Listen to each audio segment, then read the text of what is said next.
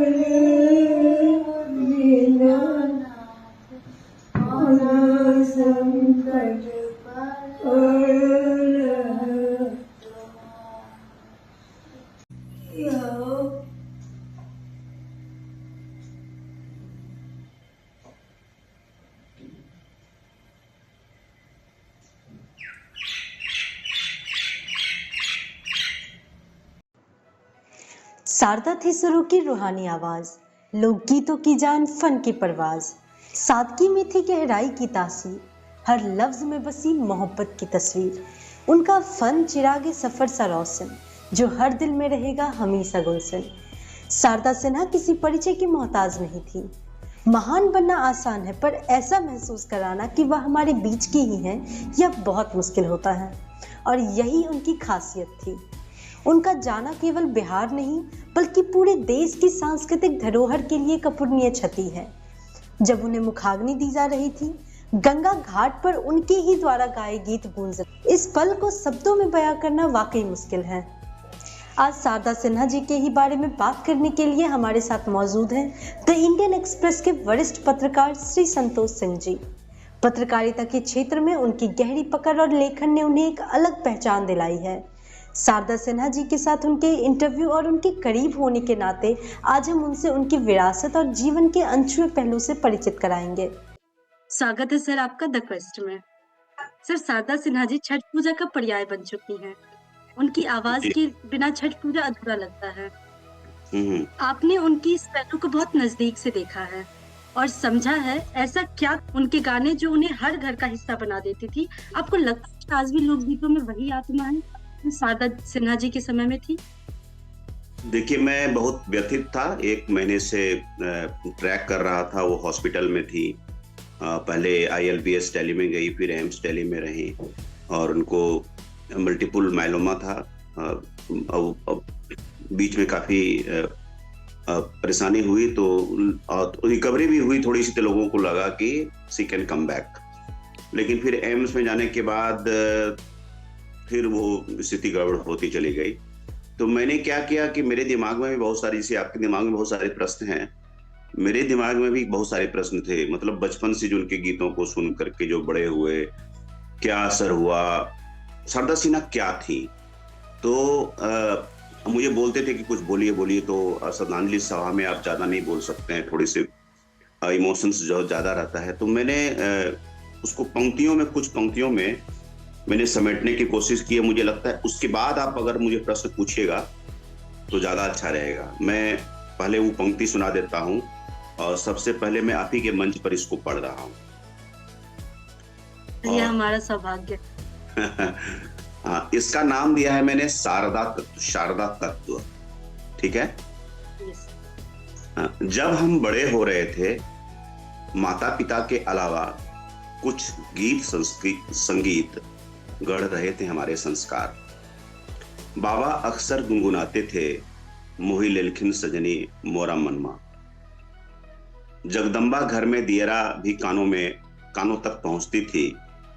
जब तरुण हुए तो सुना, बता द चांद के करा से कहां मिले जाला। प्रेम की इतनी सुंदर उपमा, किशोर मन तभी कवि हो गया। फिर न जाने कितने गाने सुने स्वर कोकिला शारदा सिन्हा के। शारदा तत्व गढ़ रहा था हमारी पीढ़ी को अनजाने। जब ले जा रहा था सामंतवाद लोक संस्कृति को अपसंस्कृति के मुहाने पर, लोग झूमने लगे थे लौंडा डांस पर और वासना भरी नजरों से देखते थे बाई जी का नृत्य शादियों में।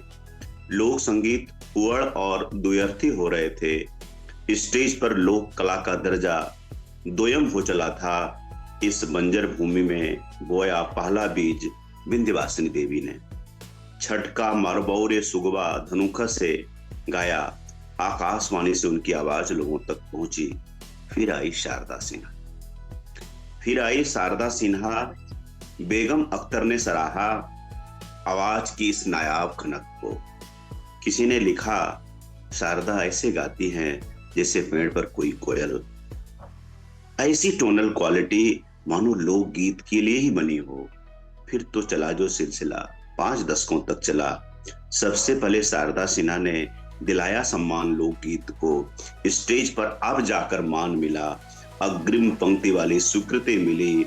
एक विशुद्ध धारा चली लोक गीत की, जिसे शारदा की धारा कह सकते हैं। छठ, विवाह और धार्मिक गीतों से पहुंच गई घर घर लोगों के दिलों में। कुछ ऐसा लगा कि अपने घर की कोई गा रही है। केरवा के पात पर ओ दीनानाथ, डोमिनी बेटी ठार छे। फिर न जाने कितने छठ गीत बन गए पर्याय महापर्व के। सूर्य उपासना का पर्व उनके गीतों से देश विदेश घूमा। छठ को अंतर्राष्ट्रीय ख्याति मिली। विदेशों में भी अब छठ होता है।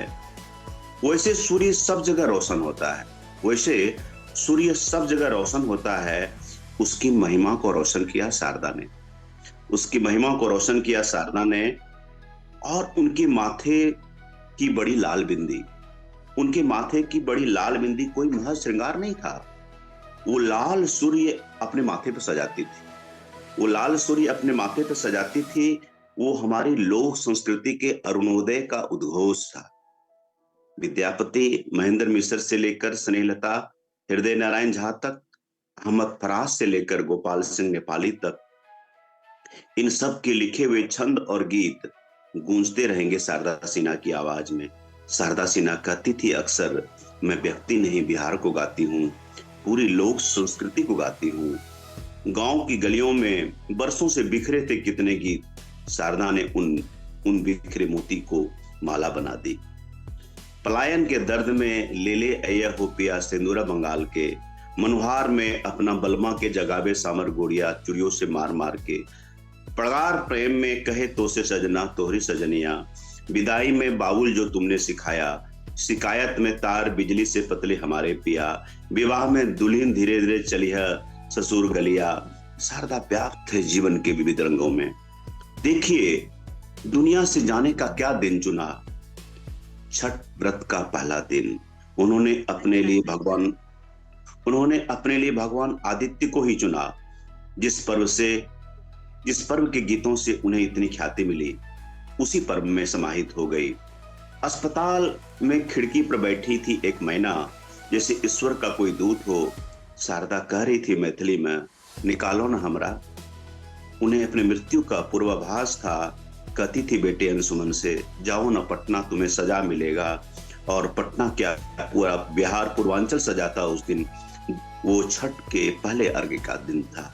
जिस दिन पंच तत्व में विलीन रही थी हमारी शारदा, अपने ही गीतों के बीच विदा हो रही थी। पर शारदा तत्व कभी विलीन नहीं हो सकता। संगीत के जितने अनुरागी हैं या थोड़े से भी सहभागी हैं, सभी में है शारदा तत्व। संगीत तो वैसे भी ब्रह्म तत्व है। शारदा का संगीत प्रेमचंद का गद्य है, सरल किंतु बहुत गहरा। शारदा को बिहार को किला कहना, बांध देना है उन्हें भूगोल से। वो पूरी लोक संस्कृति की साधिका है। पूर्वांचल के लोकगीत की धारा भूपेन हजारिका शारदा सिन्हा की धारा है। शारदा सिन्हा ने जाते जाते सैया निकस गए, मैना लड़ी थी गाया। हे मातृशक्ति, हे नारायणी, आप लड़ ही नहीं सकती।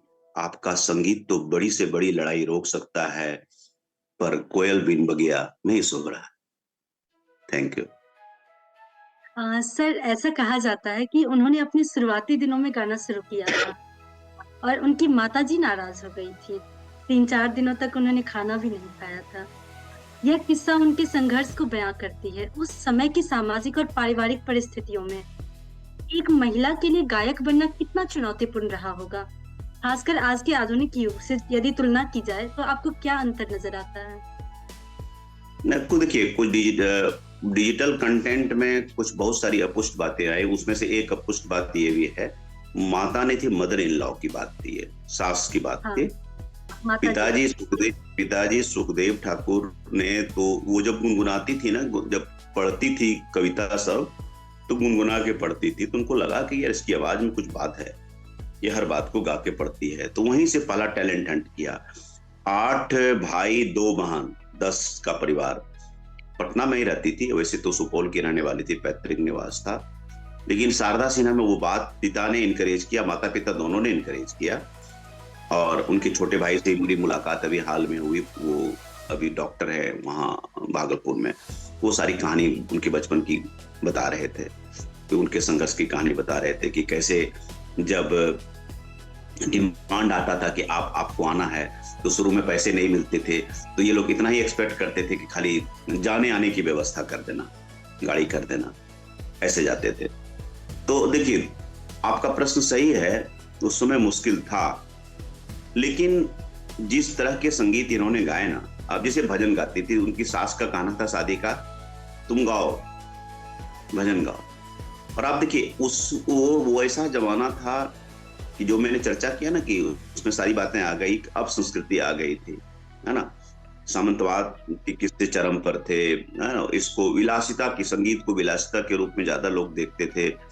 और इसका जो दूसरा पक्ष था, जिस तरह के सस्ते गाने, लोकप्रिय गाने गाए जाते थे, तो लोगों को, घर के लोगों को लगा कि उस धारा में नहीं जाए। लेकिन शारदा सिन्हा से मैंने पूछा कि आपने 89 में कहे तो से सजना गाया था, कितने साल पहले, 34-35 वर्ष पहले। आप तो चाहती थी बॉलीवुड की बहुत सारी गा सकती। उन्होंने कहा नहीं, मैं अपने शर्तों पर गाना चाहती थी। देखिए, मैं 5 गाने गाए, 5 में से 4 बहुत हिट। आप देखिए, वो अपनी शर्तों पे गाती थी और अपने तरह की गाती थी। और फिर उन्होंने कहानी बताई कि मेरा ही कोई पुराना गाना था, उसी के एक टुकड़े से वो म्यूजिक निकलता है। तो फिर वो कमाल था, राम लक्ष्मण की म्यूजिक था, असद भोपाली के गीत थे, और आपको शारदा सिन्हा की आवाज थी, उस क्वालिटी को अमर बना देता था। इनिशियल रेसिस्टेंस थोड़ा सा मदर इन लॉ की तरफ से था, लेकिन जो इनके पति का सहयोग था वो कमाल का था। डॉक्टर ब्रजकिशोर बीके सिन्हा जी का, वो भी प्रोफेसर थे, और उनका जस्ट भी हाल में ही निधन हुआ था, सितंबर में।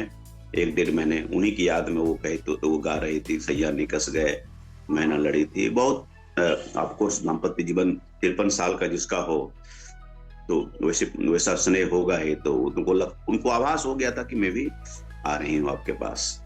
जी सर, जैसा आप बता भी चुके, आपने अपनी कविता में भी इसका जिक्र करा है। शारदा सिन्हा जी का गीत काहे तो से सजना एक लोकप्रिय गीत था, बल्कि उनके करियर का एक टर्निंग पॉइंट भी था। इस गीत ने उन्हें कभी पीछे मुड़कर देखने नहीं दिया इस गीत के बाद। और इस गीत की सफलता के पीछे की कहानी और उनके परिवार पर कैसा प्रभाव रहा, आप इस बारे में कुछ यदि हमें बताएं तो। देखिए, वो लोकप्रिय तो तभी हो गई थी ना, 78 में उनका पहले 3 गाना आया। जगदम्बा घर में दियरा बार एली रे, और एक उसमें एक विद्यापति का था, मुझे बोल अभी याद नहीं आ रहा है। और एक शायद उसमें भोला के देखेला या काले के सिर का बनाई, दोनों में से एक कोई था। 3 गाने थे उसमें। तो प्रसिद्धि इमीडिएट वहीं से मिली। लेकिन हाँ, राष्ट्रीय स्तर पर एक जो नेशनल एक्सेप्टेबिलिटी थी, ये इंटरनेशनली, चूंकि मैंने प्यार किया इतनी हिट फिल्म थी, उसकी कहानी थी। इनको संशय ये था, जब राष्ट्रीय ने इनको अप्रोच किया, इनको संशय ये था कि अरे इसके सारे गाने लता मंगेशकर द ग्रेट गा रही हैं, तो इसमें मेरे गाने कौन सुनेगा। और देखिए कि अब मैं तुलना नहीं करना चाहता हूं, इनके गानों को कितनी प्रसिद्धि मिली। मतलब ये गाना ही उस रेंज से अलग था। और ये कहने में कोई दिक्कत नहीं, विद ड्यू अपॉलॉजी टू लता दीदी, और उनके सारे गानों को मिलाकर जितनी प्रसिद्धि मिली होगी, इस एक गाने को मिली। वो इसलिए नहीं था कि उसमें कोई कंपटीशन की बात थी, इसमें जो फोक टच था, लोगों ने इससे अपनापन का जुड़ाव किया है। एक रूहानी था, अपनापन, लोगों ने एक कनेक्ट किया। विदा होते हैं आप, जो एक प्रेम अतिशय प्रेम में, जो एक प्रगाढ़ प्रेम में जो एक भावना होती है, उसको व्यक्त किया। तो ये एक लेजेंडरी सॉन्ग था। और व्हाट म्यूजिक, और क्या इसके बोल है, बेहतरीन। सर, शारदा सिन्हा जी का 1974 के जेपी आंदोलन और आपातकाल के इतिहास से भी जुड़ा रहा है। आप उनके योगदान को कैसे देखते हैं? हाँ, ये मुझे बता रही थी, मैंने जब दूसरी किताब लिखी थी जेपी टू बीजेपी, तो मुझे मेंशन नहीं कर पाया था। तो मुझे उन्होंने कहा कि अरे संतोष, तुमने जिक्र नहीं किया, आपने बताया नहीं। नहीं, एक जो बैला की टुकड़ी थी, मैं भी उसको लीड करती थी पटना में, मेरा भी उसमें योगदान था। जेपी आंदोलन में वो उसमें शुरुआती दिनों में वो आ गई थी। तुरंत उनकी शादी हुई थी। मतलब उसके बाद मुझे लगता है कि 70 में उनकी शादी होती है और 71 में गाना चाहती है। तो उसके बाद थोड़े बहुत जो जेपी आंदोलन थे, उस मूवमेंट थे फिर, लेकिन उसमें राजनीति में कोई उन्होंने दिलचस्पी नहीं दिखाई, संगीत को ही उन्होंने दिया। और शुरुआत में उन्होंने गजल ट्राई किया। अभी अहमद फराज का एक जो मतलब फेमस गजल है, जिसको कि इन्होंने गुलाम अली ने भी गाया है और लोगों ने भी गाया है, उसका लास्ट लाइन बहुत अच्छा है। सोलो मौत के पहलू में फराज, नींद किस वक्त न जाने आए। वो जो दिल दुखाने आए जो लाइन है ना, मैं उसका भूल गया हूं, मैं भी याद आ जाएगा मुझे थोड़ी देर में।